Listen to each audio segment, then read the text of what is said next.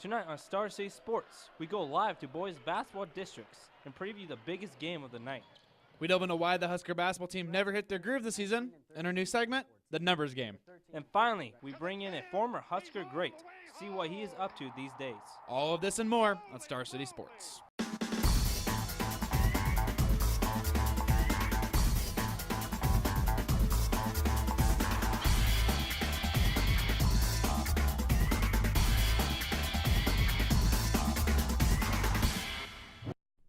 Welcome to Star City Sports. I am Taryn Westerholt. And I'm John Kipper. It's the final night of high school boys district basketball, and there's a big one in Lincoln tonight as the Crete Cardinals take on the Beatrice Orangemen. Star City's Devin Cleach is live at Lincoln Southwest with the preview.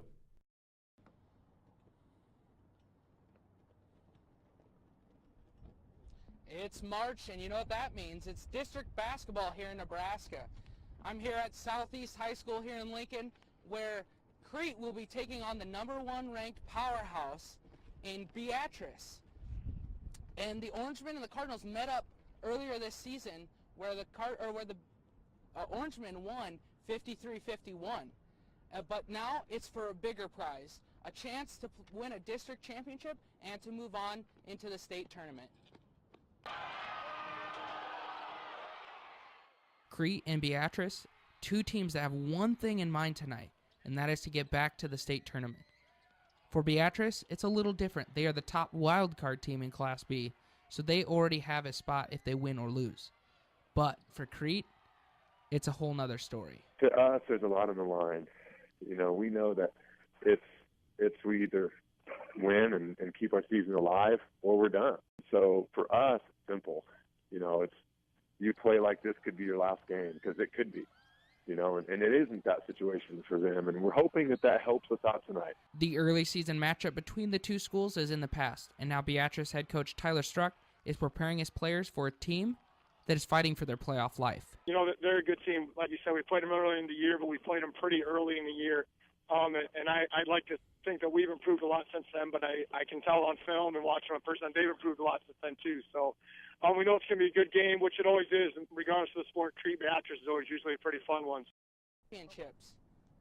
These two teams have a combined 10 state championships, and without a win tonight, Crete will not be able to get their next one, #4.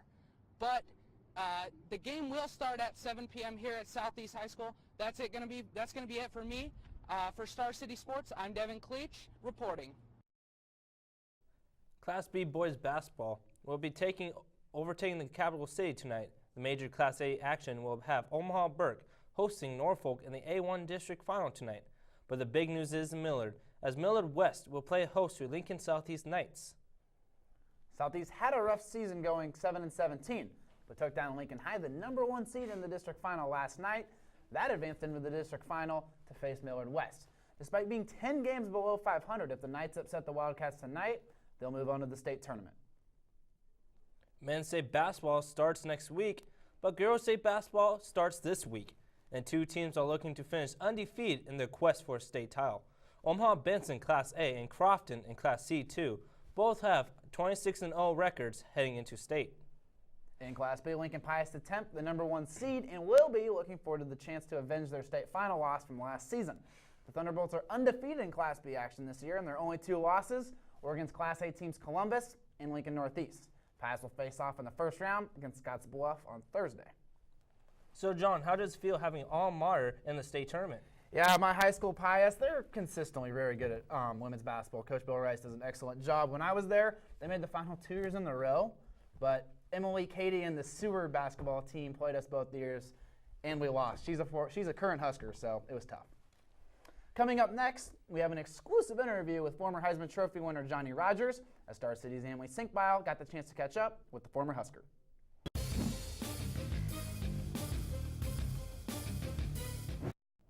Welcome back to Star City Sports. It's not every day where you get the chance to catch up with the former Heisman Trophy winner. Our very own Emily Sinkbile has gotten the opportunity to talk with former Husker speedster Johnny Rogers.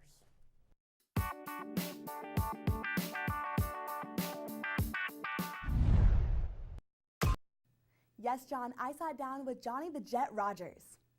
For those of you who don't remember, Johnny showed us just how good he was when he returned a punt 72 yards for a touchdown, tearing them loose in their shoes during the game of the century, capping a thrilling victory over Oklahoma. He was also named the Offensive Player of the Year in 1972 and owns 41 school records, 7 conference records, and 4 NCAA records. Oh, and he's a Heisman Trophy winner. So through all of his accomplishments, I asked Johnny if he could narrow it down to just one. What would be his favorite memory as a Husker? My final game in the Orange Bowl against Notre Dame. And we wanted to make sure that Coach Bob Devaney went out with a bang and with a win. And I was able to score 4 touchdowns that day. And I threw a touchdown against Notre Dame. And I think we beat them 40-6, if I can remember correctly. Out of my biggest ones, I think to go out with a bang really meant a lot to us and our teammates. And we went out just like we started on top. Ending the 1973 season with a bang was a high point in his career, but Johnny also has a regret. I wouldn't be in so much trouble. I had a lot of trouble off the field. I mean, a lot of distractions are going on. When you're in, it's just so many different things happening at one time, all the time. It's hard to stay focused. And I tell kids in life lots of times right now that you have to look out for that. Just 10 minutes of insanity can change your whole life forever. Maybe Johnny wouldn't have gotten into so much trouble if he had been getting paid to play ball. The topic of paying athletes has been in the news more and more recently, and I asked Johnny if he thought this was a good idea. I feel that's very much necessary.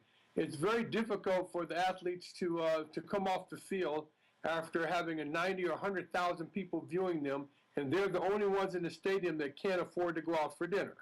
That really doesn't seem correct. Other kids that are in college are able to get work and to do jobs to earn money while they work their way through school, and I think athletes should be able to do the same thing. Now, being away from the game, I asked Johnny what he was up to today. I've been able to follow my degree program where I have a degree in advertising and in journalism, and so now I work for a TV and a radio network in advertising, so it's a dream come true. We thank Johnny for his time today, and as always, Johnny the Jet Rogers just tore him loose from her shoes. Man, woman, and child, holy moly. for Star City Sports, I'm Ansley Sinkbile. Man, Johnny's pretty amazing, don't you think? Yeah, dude, he's just an awesome guy. I told you, when the Heisman Trophy ceremony happens every year, the dude wears a cowboy hat and has goofy suits on. It's pretty fantastic. Yeah, but his can get pretty ugly. Well, Tanner, speaking of ugly, the Husker men's basketball team plays a late-night game against Illinois tomorrow. Nebraska men's basketball team will try to get back into the locker rooms as they travel to face Revante Rice in the Illinois Fighting Illini tomorrow night. Rice, averaging 16 points per game, is one of the best players in the conference, and Tim Miles will need a good plan to slow him down if Nebraska is to end their 6-game losing streak. Coincidentally enough, the Nebraska women's basketball team will also be taking on the Illinois Fighting Illini. The stakes for the women are a little bit different as they play Illinois at the Big Ten tournament in Chicago. The Husker women are a 7th seed in the tournament and didn't fare very well in their last game as they lost to Ohio State Buckeyes by 18 points in Lincoln. The good news for the Big Red is they beat the Illini both times they faced off this season. Nebraska did manage to win the women's Big Ten tournament last year. And Tanner, the women's team, they just took a huge hit in the middle of the season when their star point guard Rachel Terrio went out. Yeah, it's not easy to win when you lose your star player, but they still have a great shot of getting back into the tournament for the 5th straight year. We will now take a step away from sports and look at the top news stories in Lincoln today. Another robbery occurred in Lincoln last night when an unknown man demanded money from a local pharmacy. We will go to Kelsey Murphy with more.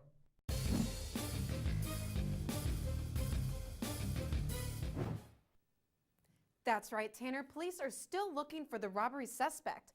Officials say a man walked into the CVS at 14th and Superior just after 9 p.m. Monday night. He demanded cash and threatened to be armed. Today, police are looking for this man caught on surveillance. Lincoln police describe him as a tall, slender man, age 50 to 55, with missing teeth. No injuries were reported. Nico Jenkins is asking for his fate, and it could be the death penalty. Last year, officials convicted Jenkins of killing 4 people weeks after he was let out of prison. They never gave him a sentence. Now, Jenkins wants it. He wants to be moved to death row. He says there he would be in the company of his fellow killers. His move out of solidarity into death row will be determined on May 4th. Up next, I'm talking politics. and 2 UNL students who are training for something huge. Tanner, just more and more robberies going on in Lincoln. I thought they curbed this when they got that guy of the string of robberies a little bit ago. Well, perhaps the weather is the main cause for the string of robberies. We'll have a full forecast when we return. Even though it was only into the 30s today in Lincoln, it's softball season. The Husker softball team is only a few weeks into their young season. However, they've already had 2 games canceled due to inclement weather. This last weekend, the Huskers were supposed to travel to Oklahoma to take on their rival Sooners, but the 2 games that they were supposed to play were canceled due to snow-covered fields and below freezing temperatures in Norman. This weekend, the Huskers will travel to Wichita, Kansas to take on the University of South Dakota and the Wichita State Wheat Shockers. This weekend, though, it looks to be much nicer as the temperatures will be into the 60s in Wichita and it'll be sunny for the whole weekend. For your Star City weather, I'm Cody Carlin. After the break, Audrey Moore will have your local weather forecast. And now, a look at the forecast with Star City weather. Good evening, Lincoln. I'm Audra Moore with your Star City weather. We'll take a look at your current temperatures. 33 right now. Feels like 19 though. That 12-degree wind chill is really getting us. Winds are out of the north at 20 to 25 miles per hour. Very chilly with that wind chill. If we look at our almanac for today, our low is 31. It's a little bit higher than our average, which is nice to see, although our high for today, 38, is still lower than our average temperatures, but if we get throughout the rest of the week, we should see that increase. If you look at our temperatures across the state right now, the western half of the state is a little bit cooler, 29 in Broken Bow, 28 out in North Platte, 34 in McCook. We saw a cold front move through. It's still kind of giving us those cool temperatures. Columbus at 30 degrees. Omaha at 32, and your Star City, Lincoln, is at 33 degrees right now. Tonight, though, we're looking at a low of 9 degrees, mostly cloudy throughout the rest of the night, and our wind will be out of the north at 15 to 20 miles per hour. Still going to be chilly throughout the rest of the night, and tomorrow, not a very nice day either. High of 28 is all, partly sunny, still going to be windy out of the north to northwest at 5 to 15 miles per hour. Gonna have to deal with the wind chill again tomorrow. By 9 a.m., 17 degrees, warming up to about 25 at noon. By 3 p.m., it should be about 28 degrees. And as you're heading home from work tomorrow, 23 degrees at 6 p.m. If we look at our week ahead, Thursday, sunny, we're gonna start to see warmer temperatures. 38 is your high. Friday through Sunday, we're looking at mid to upper 50s. Don't forget also on Sunday, we have a high of 55, but it's also daylight savings, so don't forget to spring forward. By Monday, we're looking at a high of 57. Tuesday, we may even see a 60s, or high of 63. For your Star City weather, I'm Audra Moore. John and Tanner, back to you at the desk. Tanner, for some reason, once March hit, I thought the weather would start to get nice. So apparently I was mistaken, at least for a little bit. Well, all you have to do is wait a few more days until we get to the nice weather in the weekend. Well, John, a lot of people are wondering what happened to the Nebraska men's basketball team this year. Last year, they went to the NCAA tournament, and they returned most of their team for this season. Michael Shively may have the answer for everyone.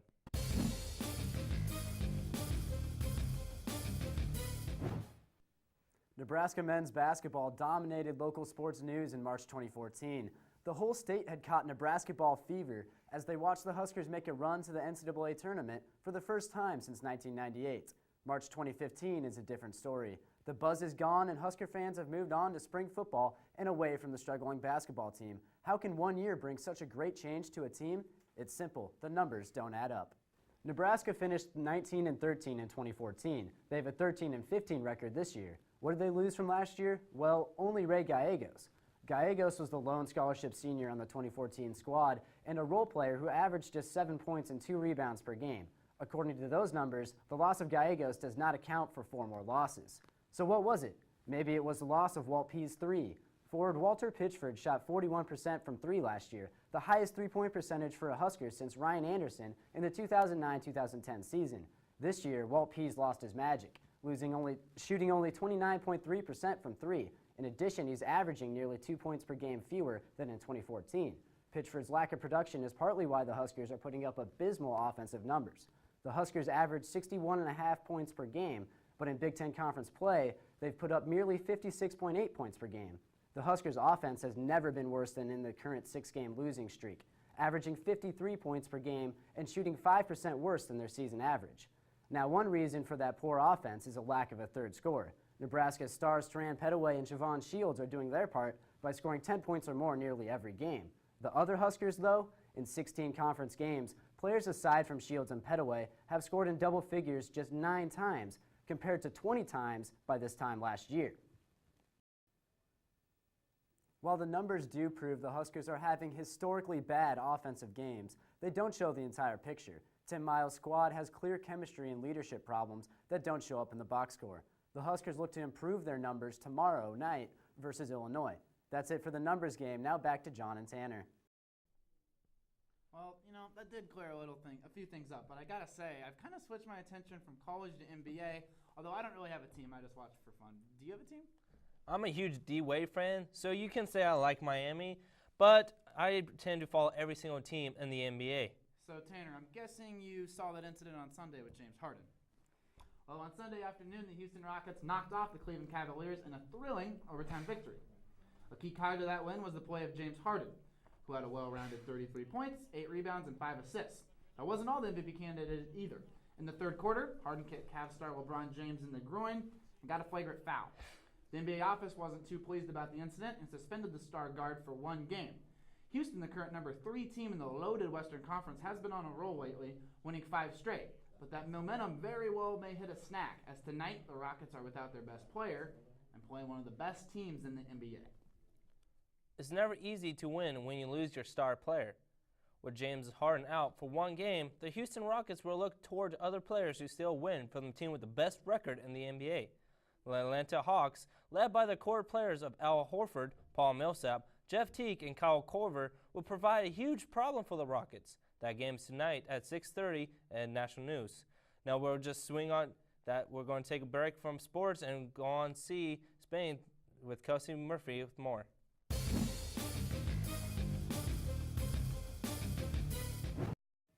Welcome back to news. Here are your newest news updates. The day some Nebraska couples were waiting for is here, but will it last? Just 4 hours after Judge Battalion struck down the gay marriage ban, the state appealed. Governor Ricketts and Attorney General Doug Peterson opposed the ban. They think the ruling in 2000 should not change. Despite opposition, couples will start saying "I do" March 9th. Nebraska is the 38th state to recognize gay marriage. 2 Nebraska students are attempting what some think is mission impossible.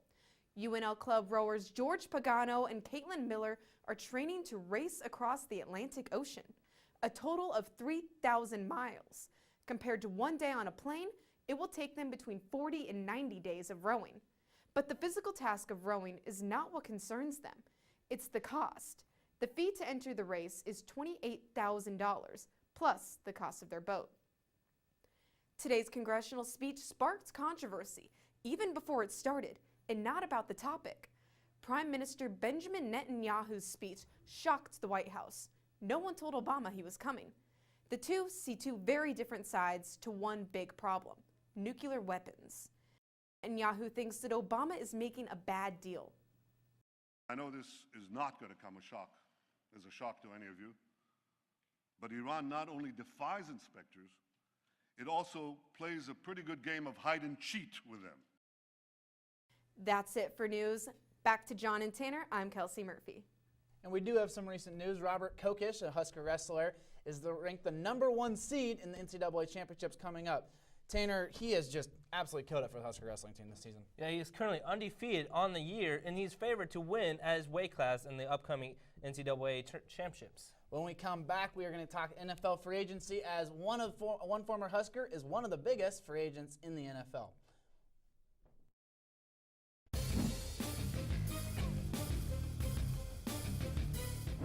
Welcome back to Star City Sports. NFL free agency will start next week, and there are many big names that may end up swapping teams. The biggest name on that list is former Husker Ndamukong Suh. Suh has been one of the best defensive players in the NFL for the Detroit Lions over the past few years. Multiple teams have been rumored to be pursuing him, including the Indianapolis Colts, Oakland Raiders, and the Cleveland Browns. Suh isn't the only big-name player on the market, as DeMarco Murray, the leading rusher in the league last year for the Dallas Cowboys, is also seeking a new home. Other players to watch out for are wide receivers Randall Cobb, Jeremy Maclin, Michael Crabtree, and former Husker Niles Paul. Some teams were able to save their star players by giving them a franchise tag. So what exactly is a franchise tag? Well, if a team covets one of their own players enough but can't reach a long-term deal, the team can place a 1-year franchise tag on them. The player is forced to accept it, but they do get paid handsomely as the player gets compensated the average of the top 5 players at that respective position. Some notable players that got the tag this year, including Cowboys' Dez Bryant, Broncos' Demaryius Thomas, and the Chiefs' Justin Houston, who led the league in sacks last year. While Randy Gregory, Amir Abdullah, and Kane Bell all had their chance to prove themselves to NFL scouts at the NFL Combine in Indianapolis last month, there are several Huskers who did not get invited to Indianapolis. This may be the last chance for these Huskers to prove themselves physically before the draft in May. Defensive studs Corey Cooper, Josh Mitchell, and Zaire Anderson are just a few players who are taking part in Nebraska's Pro Day. NFL scouts from nearly every team will invade Lincoln on Friday, and since Nebraska has several high-profile prospects, including Gregory and Abdullah, it is expected many NFL general managers will be coming as well. John, out of the guys that didn't get invited to the Combine, who do you think is best to make an NFL roster? I'm big on Zaire Anderson. He's a very fast linebacker. I can think he could fit in as either a safety or a linebacker in the NFL. You know, sometimes sports takes a serious turn, and that certainly is the case in Durham, North Carolina. Duke coach Mike Krzyzewski had never kicked anyone off the team until last month.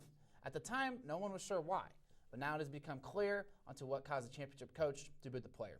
Doug Lowry has commentary on the issue.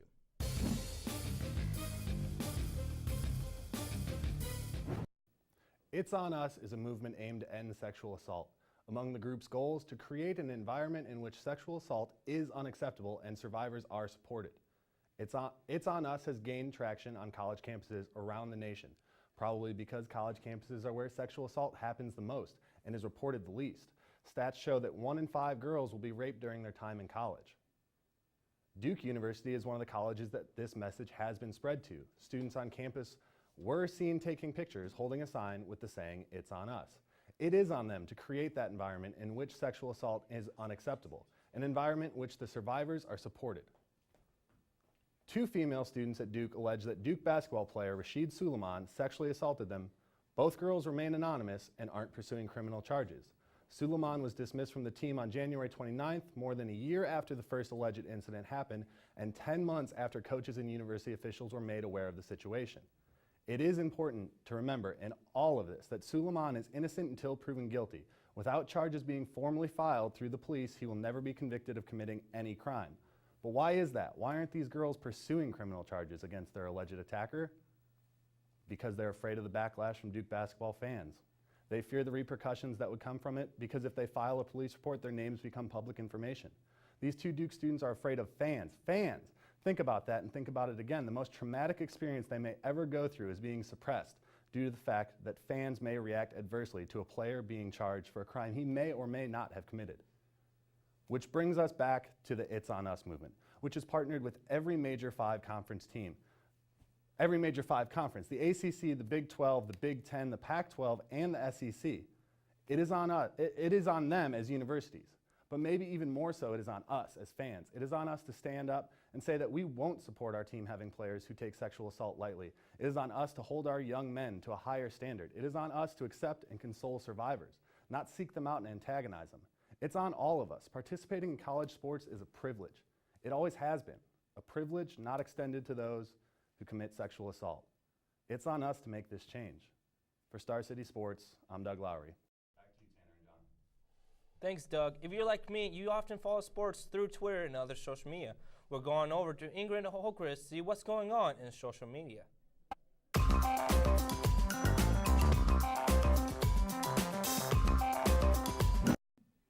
I'm Ingrid Holmquist with your sports social media update. 6 months ago, Fodu Leoto II had no offers or scholarships to play football at any school. But thanks to social media, he's now signed to play for his childhood favorite team, the Oregon Ducks. This viral video got him a job as well as internet fame. The huddle video of Leoto smashing into people has been viewed over 545,000 times. High school coach William Garrow said, "You look at him and he's not physically imposing, but he hits like a truck." The ICC Cricket World Cup was last night in Manuka Oval, Canberra. South Africa beat Ireland by 201 runs. Ronda Rousey had the quickest victory in UFC history. It only took 14 seconds for Rousey to hit down Kat. Straight arm lock into the finish match. This was Rousey's 5th UFC title defense. That's been your social media for the day. I'm Ingrid Holmquist. And that is going to do it for Star City Sports. Make sure you check us out on Thursday for Star City News. Have a great night, everybody.